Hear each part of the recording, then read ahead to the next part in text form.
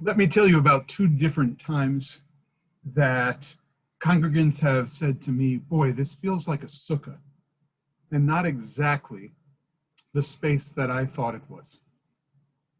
The first is when I visited one of our friends in the hospital, and there we were in one of the most technologically advanced centers of humanity for all of the wonders that we've created and the healing powers that we've brought to bear with the technology we have today.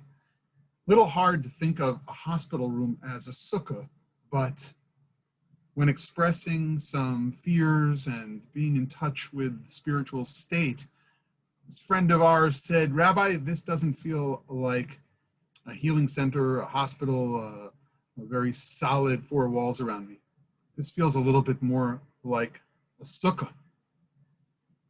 And of course, the symbolism of the Sukkot holiday on the one hand is being in touch with the fragility of our lives and the journey, going from chapter to chapter, stage to stage, facing unknowns in the wilderness like the children of Israel did when they camped in 42 different places, the journeys of the Israelites in the wilderness, being referred to by the very Sukkot we build, even the more permanent ones that we have in modern times out of metal bars and vinyl sides, even if we're making some halachic revisions this year during the pandemic so that we have more open air kind of Sukkot to ensure both the joy of the holiday, happiness and health.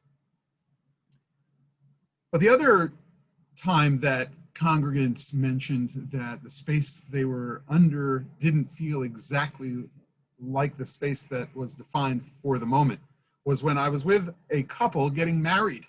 And instead of looking up and looking at the four poles and seeing a chuppah, which of course it still remains a chuppah, the couple turned to me and said, you know, our favorite holiday is Sukkot, and to get married under this chuppah reminds us of the love we share and the passion we have for the holiday of Sukkot. This is like being under a sukkah.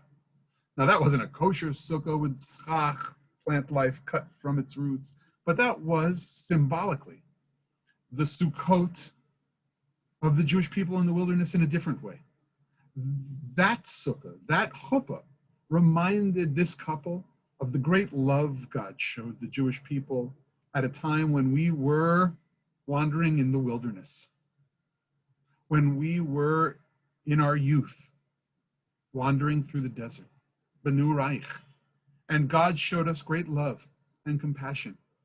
And we were married to this idea and this ideal and this divine promise that we would go on this journey in life together with God, like a bride and a groom set out on their life journey together after being in a sukkah of love. We talk about Sukkot Shalom and the reference in our tefillah to a sukkah of peace that we hope for the world. But really it's a sukkah shel ahava. It's a sukkah of love. And from fragility to fertility. And this is the symbol of the lulav and etrog and the four species we wave. And our connection with all we hope is the fertile essence of the earth that we share. The harvest holiday of Sukkot is time to harvest our spiritual lives, to churn the soil of our souls, and to understand what the symbols of Sukkot really mean to us this year. In some way, the world feels a little bit like that fragile moment of noticing the sukkah bend just so in the wind, strong enough to survive the elements out there.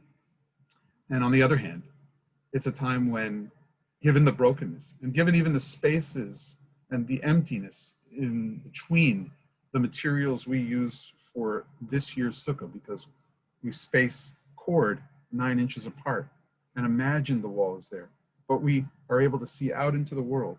We look out into the world with some degree of faith, some deeper sense that God is with us, will help us through, and provide for us even the feelings of love and closeness we need to heaven to each other so that we can continue on this great journey of our lives. Shabbat Shalom and Chag Sameach.